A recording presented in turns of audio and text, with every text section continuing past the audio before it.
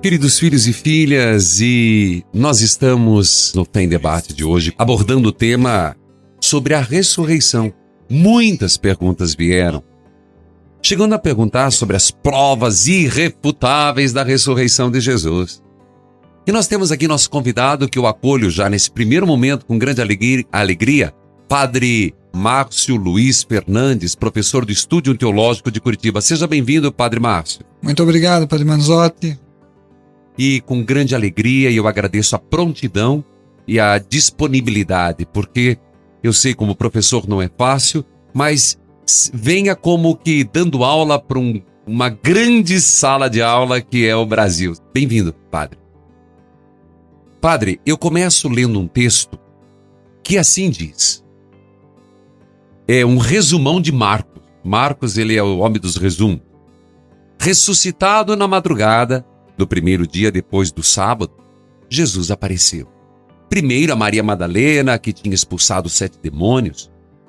Ela foi anunciar o fato aos seguidores de Jesus que estavam de luto e choravam. Quando ouviram que ele estava vivo e tinha sido visto por ela, não acreditaram. Depois disso, Jesus apareceu a 2 deles sob outra aparência enquanto estavam indo para o campo. Eles contaram aos outros, mas também não acreditaram nesses 2. Por fim, Jesus apareceu aos 11 discípulos que estavam comendo.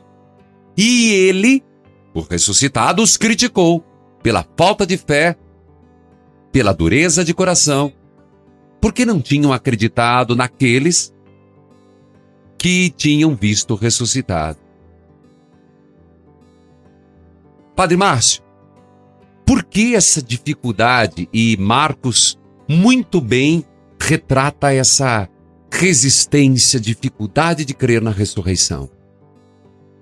Nós temos que ter clareza, de fato, que o evangelista toma um cuidado em dizer que a mulher ou as mulheres anunciaram um fato. Significa, eles tiveram a experiência de um encontro da presença de Jesus que se impõe diante deles. Então eles tiveram, na verdade, uma experiência na fé, uma experiência de um encontro de alguém que era antes aquele que tinha sido crucificado, morto. Eles passaram por uma crise, nós sabemos a crise pelas quais os discípulos passaram, todos fugiram, todos ficaram com medo. E depois de algum tempo, logo após algum tempo, começam a anunciar que aquele Cristo apareceu e eles tinham visto, tinham encontrado, e começam a mudança, começa uma conversão, Antes temerosos e agora corajosos anunciadores. Então, nesse meio tempo aconteceu algo, Nós não podemos dizer que alguém viu a ressurreição pessoalmente, Mas podemos dizer que nós temos o testemunho daqueles que têm a certeza, de terem a presença, de que a presença de Jesus se impôs diante deles de tal modo que eles não podiam dizer que aquele morto tinha ressuscitado. Padre Márcio é professor do Estúdio Teológico de Curitiba. Nós vivemos tempos difíceis na igreja, tempos difíceis na fé. Nós sabemos de vários livros, filmes, que o único propósito é colocar em xeque a messianidade de Jesus e se de fato ele ressuscitou ou não. Nós estamos falando para um público seleto, mas ao mesmo tempo que tem muitos corações céticos. Senhor, eu vou me colocar como aluno.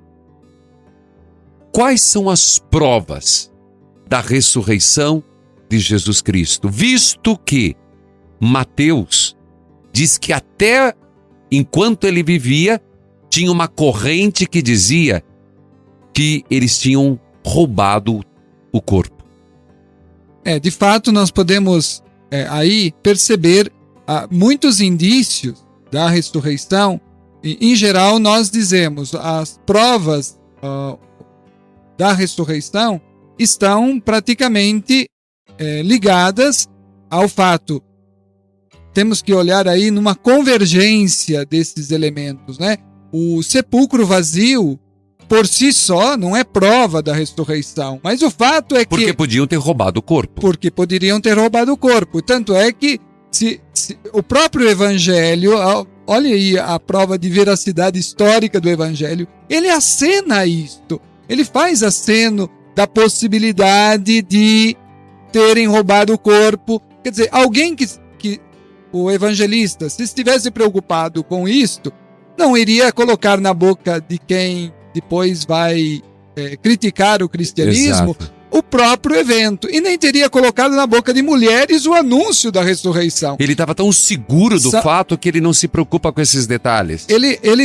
Aliás, esses detalhes se impõem de tal forma que aquelas mulheres podem anunciar tranquilamente e ele não tem preocupação em descaracterizar isso, mesmo porque os relatos de Mateus, Marcos, Lucas e João são discrepantes. Há verossemelhanças e inverossemelhanças presentes. Portanto, a preocupação dos evangelistas não é criar uma história, criar um mito e falsear. E estes dados provam uma historicidade dos evangelhos super importante para quem quer pesquisar as questões em torno à ressurreição. Então, sepulcro vazio e, ao mesmo tempo, aparições que os apóstolos testemunharam, nos põe na pista do quê? Da fé que a igreja tem na ressurreição de Jesus, presente hoje no meio da igreja, no seu espírito. Padre, se me permite, eu tenho que ir para o intervalo, mas eu gostaria de voltar porque eu compreendi perfeitamente essa questão dos detalhes que levam a uma convergência. Mas eu gostaria, porque nós estamos falando com catequista, nós estamos falando com ministros, se a gente pudesse retomar esse assunto e tentar aprofundar as provas que temos hoje, que podem não ser só subjetivas, mas objetivamente na vida de um cristão. Estamos com o Padre Márcio, que se dispõe, Padre Márcio Luiz Fernandes, professor do Estúdio Teológico, respondendo aquelas perguntas que vocês mandaram. Primeiro, parabéns, porque me parece alguém que consegue formular essas perguntas porque estão na busca da verdade. Então, Padre Márcio, nós falávamos sobre as provas de Jesus. E foi muito rápido, e nós estamos falando para catequistas, estamos falando para ministros da Eucaristia. Como é que é essa história de convergência, que o senhor falou que o próprio apóstolo se sente livre em dizer que as mulheres anunciam? Como é que é essa história? De fato, nós temos que observar que há diferenças nos evangelistas. Os evangelistas às vezes colocam 2 testemunhas, 3 testemunhas, 5 testemunhas. Depois que apareceu a 500 irmãos, por exemplo, nos Atos dos Apóstolos. Certo. Então, há diferenças, né, nos evangelhos e, ao mesmo tempo, que quando nós temos que falar da ressurreição, temos que olhar o sepulcro vazio junto com as aparições que foram testemunhadas pelas mulheres, pelos apóstolos, pelos discípulos de Emaús. E aqueles, por exemplo, tem uma divergência que é aquela do lugar, né? O Marcos, por exemplo, coloca a questão: vão a Galileia. O que significa ir a Galileia? Significa, para o evangelista, não um lugar físico propriamente dito. Significa ir ao lugar daquele encontro com o qual vocês, discípulos, fizeram com Jesus. Exato. O Jesus histórico, o Jesus que conviveu com eles. Quer dizer, então não podemos dissociar o fato de Jesus, sua vida terrena, e o fato novo, inaudito da ressurreição de Jesus, que se impõe a eles com um encontro muito pessoal, muito novo, que inclusive faz com que eles se mudem de vida. Eles, depois da ressurreição, de medrosos que estavam lá na cruz, quando fugiram na paixão, quando ficaram temerosos, sem esperança, né? Até no relato do Emaús aparece muito bem isso. Exato. Nós esperávamos que ele fosse aquele que iria redimir Israel. mas faz 3 dias que tudo isso aconteceu e nós estamos desesperados, tristes. Jesus constatava a tristeza no coração. Mas, Padre Márcio, então eu posso concluir, o senhor vai me corrigindo, professora, que é o senhor, que não há provas da ressurreição, é apenas uma experiência subjetiva, pessoal? Nós dizemos certamente que é um fato, é uma experiência que se impôs na vida deles. O ressuscitado entrou como uma pessoa no coração e aos olhos deles.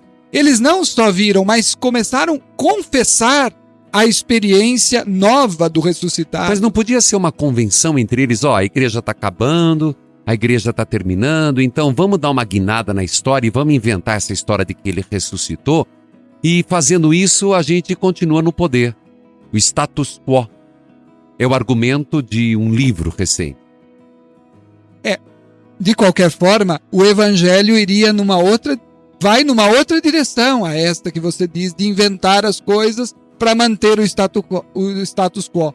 Na verdade, os evangelhos mostram numa liberdade imensa até aquilo que o inimigo estaria esperando que a gente dissesse. Por exemplo, que roubaram o corpo de Jesus, que inventaram essa história. Então, na verdade, a preocupação... Ninguém dá o argumento para o próprio inimigo usar como prova, né? Não, exatamente. Se não está seguro do Se não está seguro. Então, e também a criação, a formação dos evangelhos em diversos contextos e comunidades diferentes.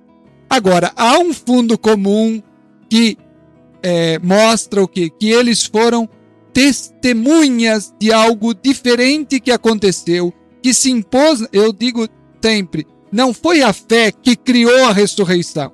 Não foi a fé que criou uma ilusão no ressuscitado que eles tiveram de permanecer ali com aquelas palavras de Jesus. Mas foi exatamente o contrário. Foi o fato de que Jesus entra no horizonte deles como um encontro vivo, redivivo, novo, né?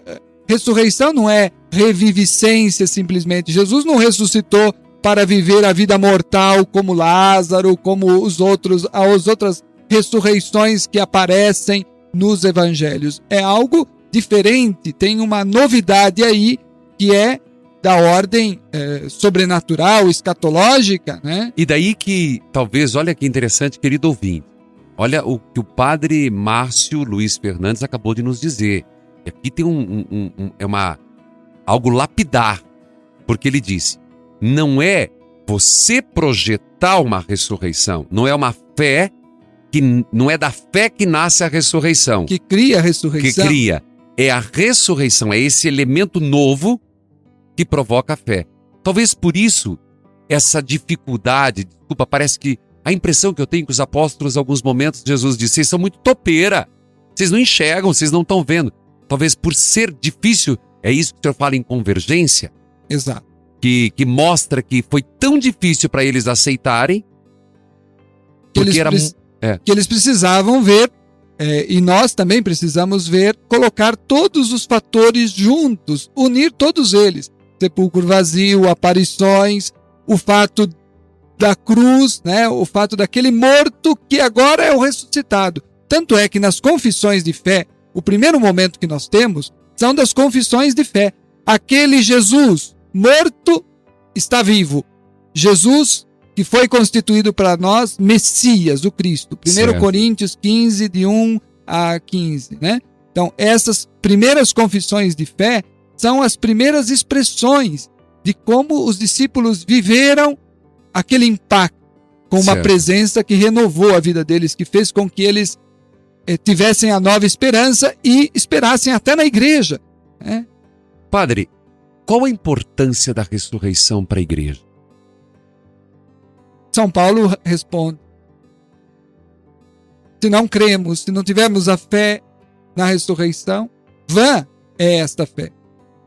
Esse é o ponto novo, o início novo que se deu na vida da igreja. Significa que eu posso, mesmo diante das dificuldades, mesmo diante da cruz, esperar que algo entre no horizonte, modifique, converta a minha vida, modifique a minha forma de pensar, de viver. E isso está acontecendo, a ressurreição está acontecendo na igreja todo dia. Por isso que nós fazemos Páscoa, fizemos a passagem, estamos continuamente renovando o coração, continuamente esperando que a presença, o encontro com Jesus se imponha também a nós, de tal forma que a gente possa ter fé. Nós gostaríamos de aprofundar esse tema, indo para uma seguinte reflexão. O senhor falava que existem alguns pontos de convergência. O sepulcro vazio, as aparições. E os encontros, a gente vê muitos encontros entre pessoas e o ressuscitado. Isso é relevante no contexto da ressurreição? É super relevante porque, de fato, os Atos dos Apóstolos, por exemplo, né, começam justamente com uma expressão própria de Lucas, né, que diz assim, Atos 1:3, né, diz: ele se mostrou vivo aos apóstolos depois da sua paixão. E esta experiência, né, aparece também reafirmada no primeiro discurso de Pedro, quando diz no dia de Pentecostes que ele liga o fato de Cristo morto, aquele que vocês mataram, ao ressuscitar. Então, a experiência de fé que nós fazemos é sempre de Jesus morto, ressuscitado, que se impôs, ele apareceu.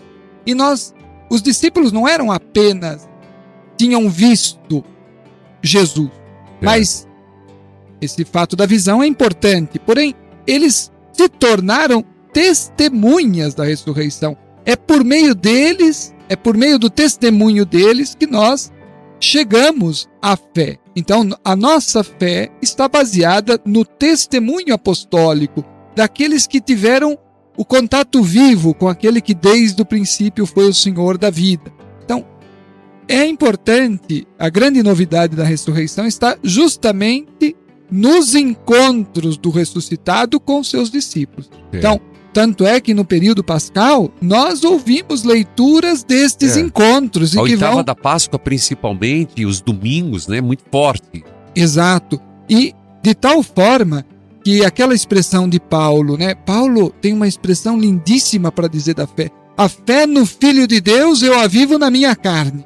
Significa, não é um fato criado, uma ilusãozinha dos discípulos, mas é algo que entra no meu cotidiano, é algo que penetra na minha pele, é algo que está relacionado com tudo aquilo que eu aprecio e que amo. Quer dizer, aparecer lá no Lago da Galileia, aparecer fazendo lá uma brasinha com os peixes para os discípulos, é uma coisa profundamente ligada à experiência do Jesus histórico e que se reafirma nas aparições de novo, de tal forma que eles possam reconhecer de novo aquele que sempre foi para eles, aquele que iluminava a mente, o coração, que eles não podiam se afastar.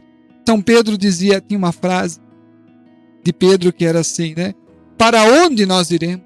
Só tu tens palavras que explicam a vida, que de novo reorientam o meu caminho. Né? Então a ressurreição não é uma histeria coletiva de homens que, frustrados, não sabiam mais o que fazer e fizeram seu mestre perpetuar.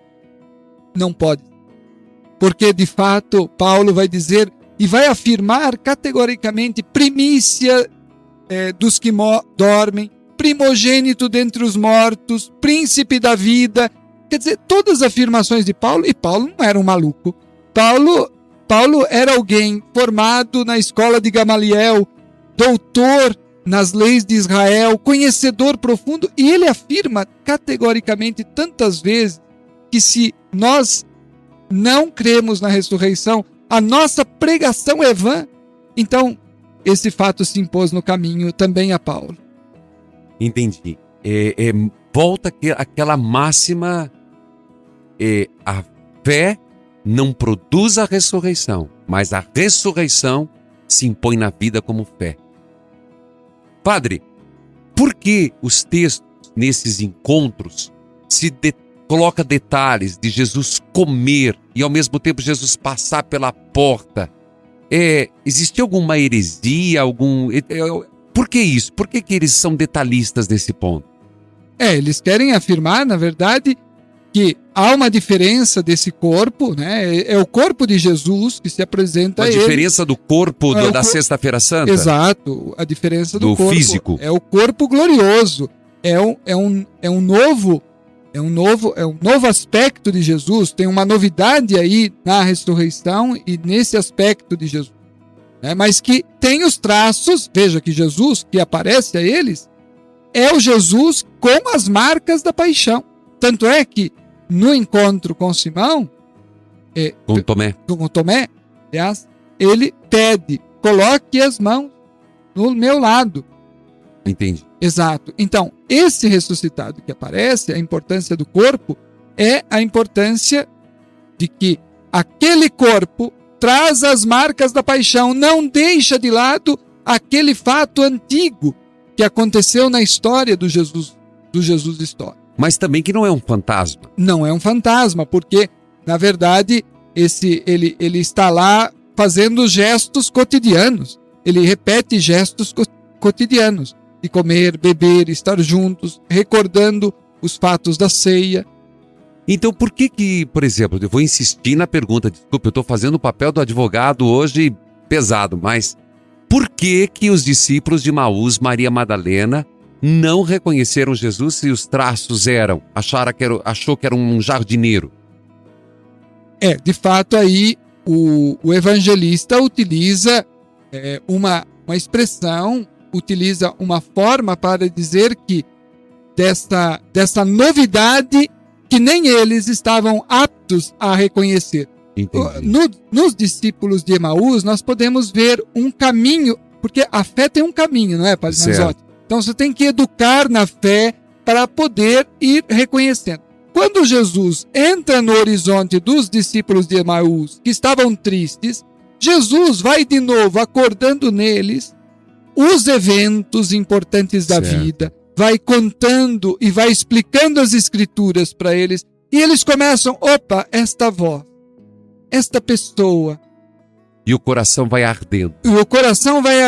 De tal forma que os olhos se abrem e eles podem reconhecer de novo a presença de Jesus. Então o caminho de Emaús é um caminho da fé. Lucas 24, né? Lucas 24.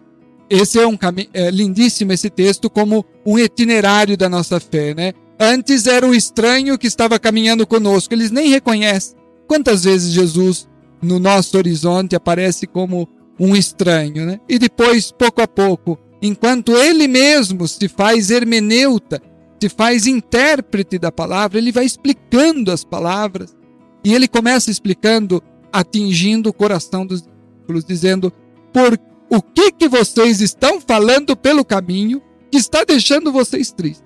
E eu acho que acontece a mesma coisa na fé. Se a gente começar... Você já viu pessoas que começam a conversar com você e começam pelo negativo? Só veem na vida o negativo. Então, Jesus começa a dizer para eles, as palavras que vocês trocam entre vocês torna o coração de vocês pesado, torna o caminho de vocês de tal forma insensíveis a qualquer manifestação. Padre, desculpe para o lado pessoal da pergunta, mas já vamos voltar ao tema. Qual a sua área da teologia? A área que eu escolhi, que também foi uma indicação de um caríssimo professor, foi teologia fundamental, que é a área de diálogo entre teologia e as outras ciências. Na fronteira, na porta, né? Entre a teologia mesmo e aqueles problemas que vêm das perguntas, de poder dar as razões da fé e dialogar com a sociedade contemporânea, né? Por exemplo, esse tema que nós estamos abordando está dentro da teologia?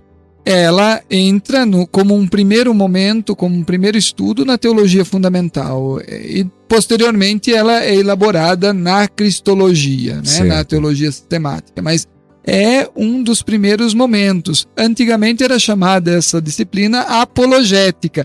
Era quase que a defesa da fé.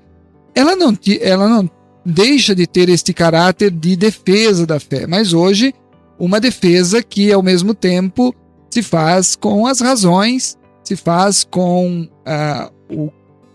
o impacto, né, da própria Sagrada Escritura, né? Enfim. Eu tenho recebido, padre, muitas pessoas que dizem que duvidar é pecado. Se questionar é pecado. Se eu estiver errado, por favor, me corrija, porque eu parto do seguinte princípio. Fé não é se lançar às cegas em algo que a gente desconhece. Se eu estiver errado, me corrija. Quando eu digo que quanto mais argumento, mais conhecimento, mais estudo damos à consciência, o conhecimento cognitivo das coisas, mais alicerçada fica a nossa fé.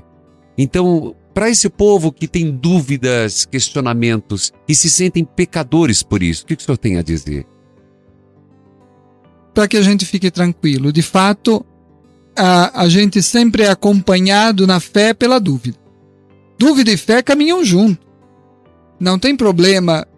A dúvida, inclusive, é uma oportunidade de aprofundamento. Quando surge a dúvida, quando surgem as perguntas no coração dos seres humanos, é fundamental, porque aí é o ponto de partida para o próprio sentido religioso da vida.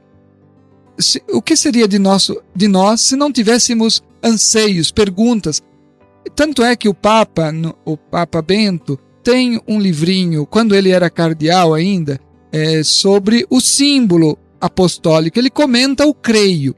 E ele abre este texto sobre a fé, ele comenta todos os artigos do creio, ele começa justamente com isso, esclarecendo que fé e dúvida não se opõem, se alimentam mutuamente. Veja a Madre Teresa de Calcutá, né, quando falava das noites escuras da própria fé. E diversos místicos cristãos falaram dessa profunda impossibilidade de adesão. E quando você falava aí que a fé não é um salto no escuro, mas de fato, a gente sempre vive de fé, a gente sempre vive de pequenas certezas, né? Eu estou aqui nesse estúdio com a certeza moral de que não tem nenhuma coisa que possa nos prejudicar aqui, certo. Uma bomba aqui. Eu imediatamente faço uma adesão, dou o meu consentimento. A gente pega o ônibus e não pergunta ao motorista: você tem a carteira de motorista? Me prova que você tem a carteira de motorista. A gente imediatamente tem uma certeza moral e entra no ônibus e vive de fé. Quer dizer, esse primeiro nível da fé, não? Certo. Quer dizer, nós vivemos 99% da vida, ou 90% da vida, sob essa experiência de uma confiança absoluta no outro, mas que é cheia de razoabilidade. Não é que é fora de uma razoabilidade, ela está intrinsecamente ligada a esta razoabilidade. Certo. O que não é ressurreição? Então, Padre Reginaldo, eu acho que o primeiro ponto que a gente tem que deixar claro é de fato que a ressurreição não é uma reviviscência. Quer dizer, a ressurreição não quer dizer uma volta à vida precedente terrena de Jesus, como, por exemplo, foi a ressurreição de Lázaro. Inclusive, veio uma pergunta aqui, a diferença entre a ressurreição de Jesus e de Lázaro. Exato. Lázaro, né, a jovem de Naim, por exemplo, foram devolvidos à vida terrena. Certo. Em vez, Jesus, como diz o Atos dos Apóstolos 2:33, Jesus é exaltado, vive daqui, né, a partir da ressurreição para frente, no futuro, né, escatológico. Certo. Por isso, na força do Espírito vive Jesus. Então, Jesus não está mais submetido à condição mortal. Essa é a diferença fundamental entre a ressurreição de Lázaro, do jovem de Naim, e a ressurreição de Jesus. Ele não vive mais a condição da vida mortal, né? Por isso, sua ressurreição não é um retorno à vida anterior, mas uma passagem a um novo modo de existência, que por isso que quando a gente fala de ressurreição, a gente também tem que silenciar, não tem todas as respostas, certo, não? Claro. De alguma forma. É este novo modo de existência de Jesus que não é mais daquela condição Mas mortal. Não é reencarnação. Não é reencarnação, exatamente. É a experiência daquele corpo, né, da certo. cruz. Ele mostra, né, o corpo com as marcas da paixão. Perfeito. Esse é o ressuscitado, morto ressuscitado, né, que traz as marcas da paixão. Inclusive na nossa iconografia, é muito importante que a gente identifique na iconografia cristã, nas imagens cristãs, o quê? Os sinais da paixão de Cristo. Se é o ressuscitado, ele tem as marcas da paixão no corpo, né? Isso é tão importante para nós. E também a ressurreição não é imortalidade, né? Como falavam os gregos, né? A imortalidade da alma, porque está ligado à ressurreição dos mortos, que era a própria prática dos hebreus, né? Os hebreus tinham uma certa crença na ressurreição dos mortos e não na imortalidade só da alma, essa separação de alma e corpo, né? Perfeito. Então, não, a ressurreição não é a imortalidade. Parece um pequeno detalhezinho, mas é importante. Imortalidade é um conceito diferente de ressurreição. De ressurreição. São Paulo, por exemplo, diz claramente que não se trata, em 1 Coríntios 15, não se trata de ser despidos, mas de ser revestidos. Jesus, por exemplo, ressuscitado, representa e significa não a eliminação do corpo, mas a assunção do corpo. E com ele, de toda a criação que também ressuscita, que geme e chora as dores de parto. Por isso que tem lá a ressurreição da carne, no símbolo apostólico. Exatamente. É de novo aquilo que Paulo afirmava: a fé no Filho de Deus eu a vivo na minha carne, eu não elimino a carne. Mas, padre, se alguém quiser aprofundar o tema, conhece algum livro, algum site, onde pode aprofundar algum tema sobre ressurreição, estudar um pouco mais? Olha, eu recomendo certamente os livros da Sagrada Escritura, que comentam textos, né, dos evangelhos. Sempre buscar textos que possam ser breves comentários às aparições de Jesus. Perfeito. Livros nos quais se mostra como os discípulos foram constituindo as igrejas, né? E certamente na catequese buscar o catecismo da Igreja Católica, que vai fazendo a exposição do credo. Quando se fala da nossa profissão de fé, nós temos ali no catecismo orientações belíssimas a respeito e comentários a respeito da fé na ressurreição, que são orientativas. Mas os comentários bíblicos são importantes. Quando você vai numa livraria católica, quando tem um comentário bíblico, procure se interessar pelos comentários a respeito da ressurreição de Jesus e dos encontros de Jesus nas aparições, né? Eu acho que, nesse sentido, você pode encontrar tantas coisas. O senhor poderia dizer alguma coisa sobre a questão do sudário? É relevante essa discussão se é verdadeiro ou não é verdadeiro? Como o senhor sente isso? Porque está na moda agora.